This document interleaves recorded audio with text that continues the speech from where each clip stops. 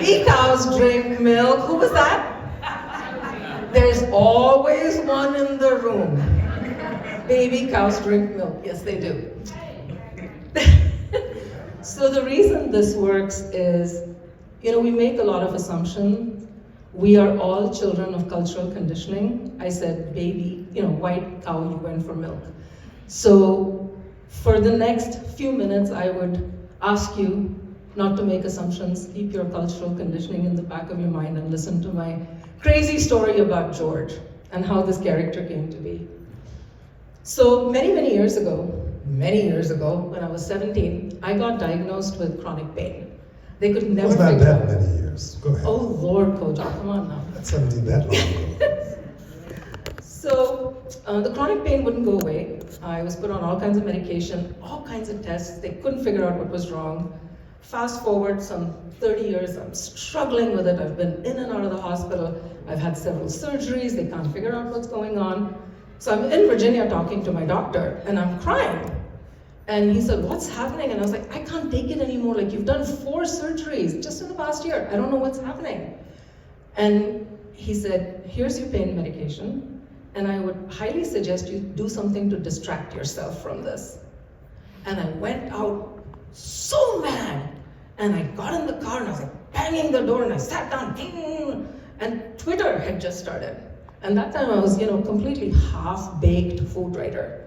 So I opened Twitter and there was a tweet from someone saying George Clooney was in town and was doing something with some refugees. So in my brilliance, irritation, anger, whatever you want to call it, I tweeted back and I said, I may or may not be making lunch for George Clooney. I got a call from a very reputed publication in DC saying, if you're cooking for Clooney, can we come and watch? Wait, what? And it became a thing. So every time my side hurt, I would go post a Clooney story, okay? Every time. And the friends who knew, my friend Valerie is there, friends who knew, Donna is over there, they knew what was happening, they would bring by soup because they knew. But the readers didn't know what was going on. So they thought, here's this person with this sudden obsession with George Clooney. So they started responding, oh, hey, I went to Lake Como, I took a picture and this and that. So we're having fun, the pain continues to stay. And then came what could be only described as a dark night of the soul. I think this is the first time I'm publicly addressing my divorce.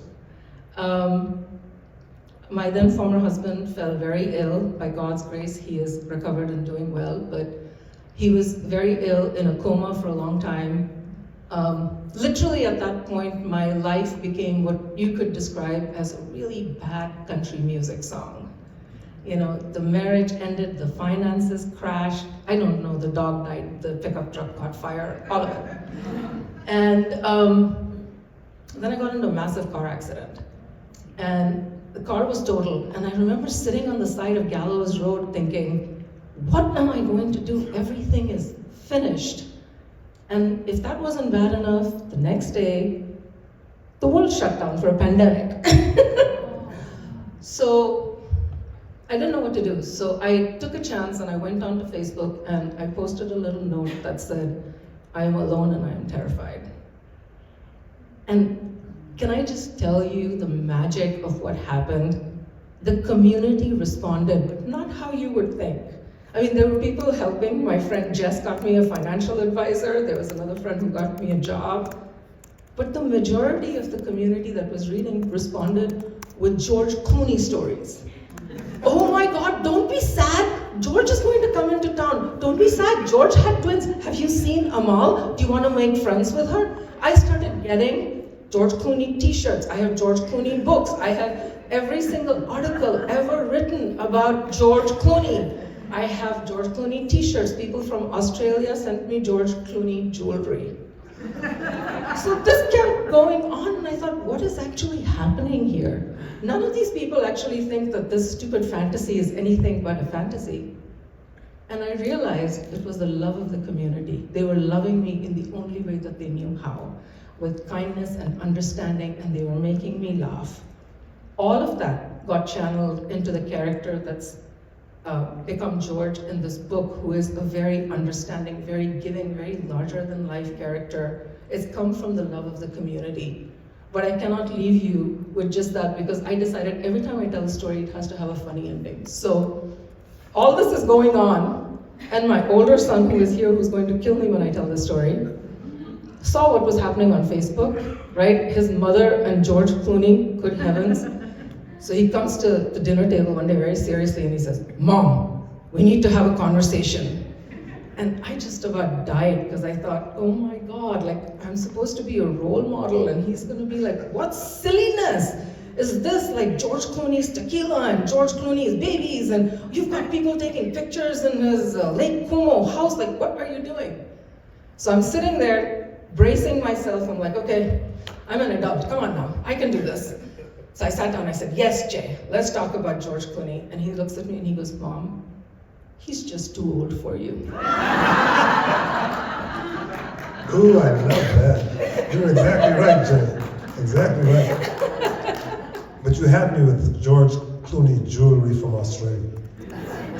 Oh my God, I have earrings with like pictures of George Clooney. Where am I going to wear them? To Australia, I guess. Final question. You've been writing books about food for years. How long does it normally take you to write a book? How painful is that process normally compared to writing A Kiss in Kashmir? So usually the books take a long time. Karma and the Art of Butter Chicken, my debut novel, took me about 2.5 years. Soul Catcher, my last novel, took me 6 years. This is my 12th book. This took me 4 months. How come? I think it was a story that was just there. Like I would sit down at 8 o'clock and write, and normally it would have been, I sit down and write and I'm going on the internet or calling the kids or getting distracted, but with this I would just write and it felt like a download. Just coming, just telling this beautiful story of these two amazing people in one of the most amazing places in the world. I concluded that it was because this was the story that was in you.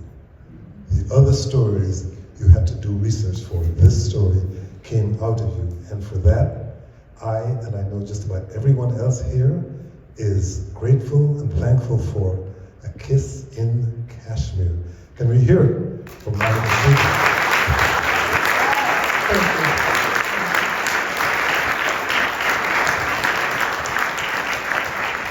Thank you. Before we go on to doing some of the media interviews, first I want to thank Kojo so much for being